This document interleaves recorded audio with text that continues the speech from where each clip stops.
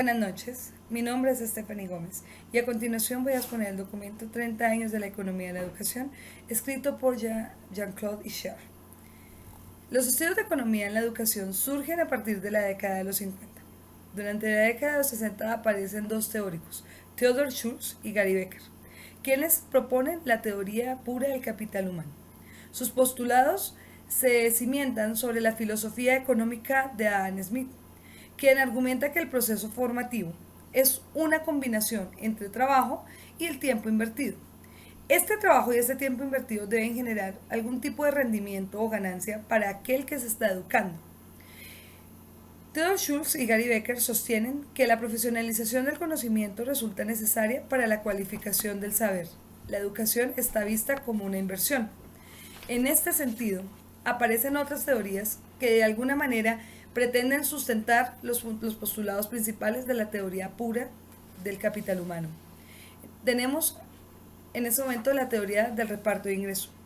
La teoría del reparto de ingreso utiliza dos fórmulas para explicar sus postulados. La primera se puede leer de la siguiente manera.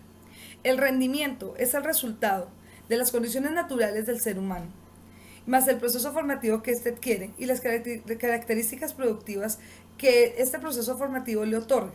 A esto se le llama una inversión humana. Los rendimientos están supeditados por factores de desequilibrio naturales. Evidentemente, la economía no es una ciencia estática. Factores como, por ejemplo, la región donde se desarrollan los estudios y las ramas de producción donde estos van a ser ejecutados, entre otros. Por otra parte, tenemos que la educación es una inversión de la que se espera un rendimiento, como ya lo habíamos dicho con anterioridad.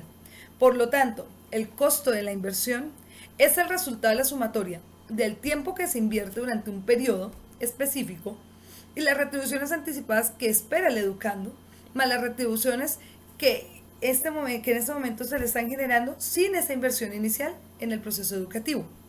La teoría del capital humano sostiene que el sistema meritocrático de ascenso social está argumentado a partir de las condiciones naturales que tienen los sujetos.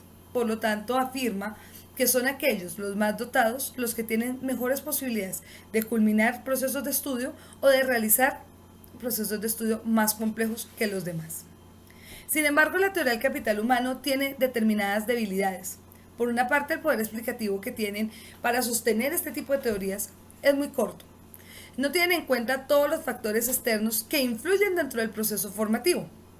Esto lo plantean, por ejemplo, Becker y Bloch cuando plantean las condiciones biológicas para el éxito, que resultan de alguna manera ser discriminadoras. La teoría del filtro, por otra parte, planteada por Layard y Zacharopoulos, argumenta que los demandantes del proceso educativo se clasifican de acuerdo a sus niveles, a sus capacidades productivas. Estas capacidades se seleccionan por diversos aspectos, por ejemplo, las condiciones naturales de los sujetos, las condiciones económicas de las cuales gozan, la dificultad que ellos tienen para desarrollar diferentes tipos de estudio y por lo tanto la selección que hacen de los mismos y las condiciones sociales. De acuerdo a Layard y a Zacharopoulos,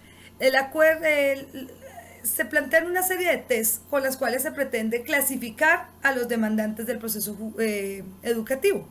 Estos tests los plantea otro autor llamado Wiles, quien los desarrolla con el fin de, cortar el tiempo entre el proceso formativo, si es necesario terminarlo, o es mejor dejarlo así frente al proceso productivo del sujeto demandante.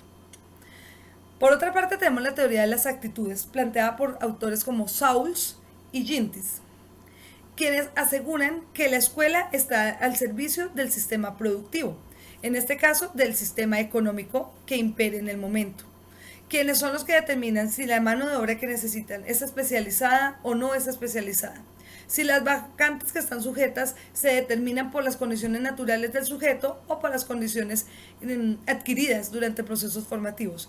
El mercado establece la oferta laboral y evidentemente es el mercado quien selecciona a los demandantes de esos empleos.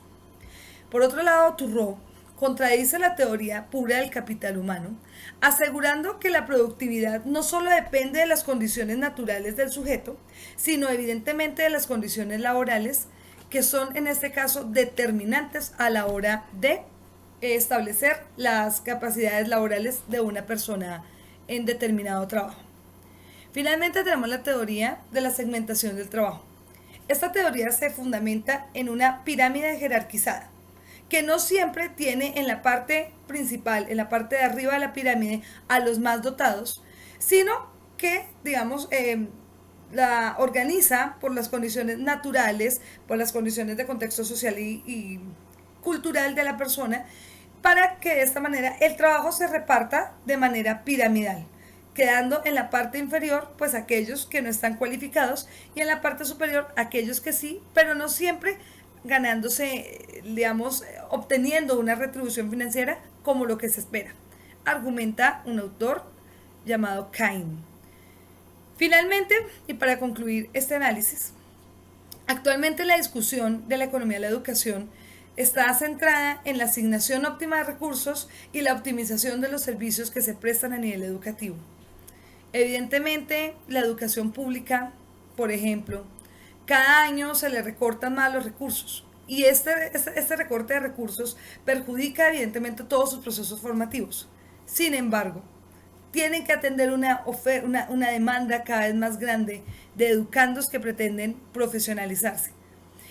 En este sentido, todo el modelo puro del capital humano queda completamente desvirtuado. No son solamente aquellos mejores dotados los que pueden lograr un proceso de formación complejo o completo. Hay que tener en cuenta condiciones más amplias. Por eso el análisis económico de la educación parte ahora de ser un análisis sociológico y pluridisciplinar que involucra todos los campos del saber con el fin de que la discusión sobre la educación y la importancia de la asignación de recursos financieros para sostenerla continúe siendo un eje central dentro de los programas actuales de desarrollo social de los países. Muchas gracias.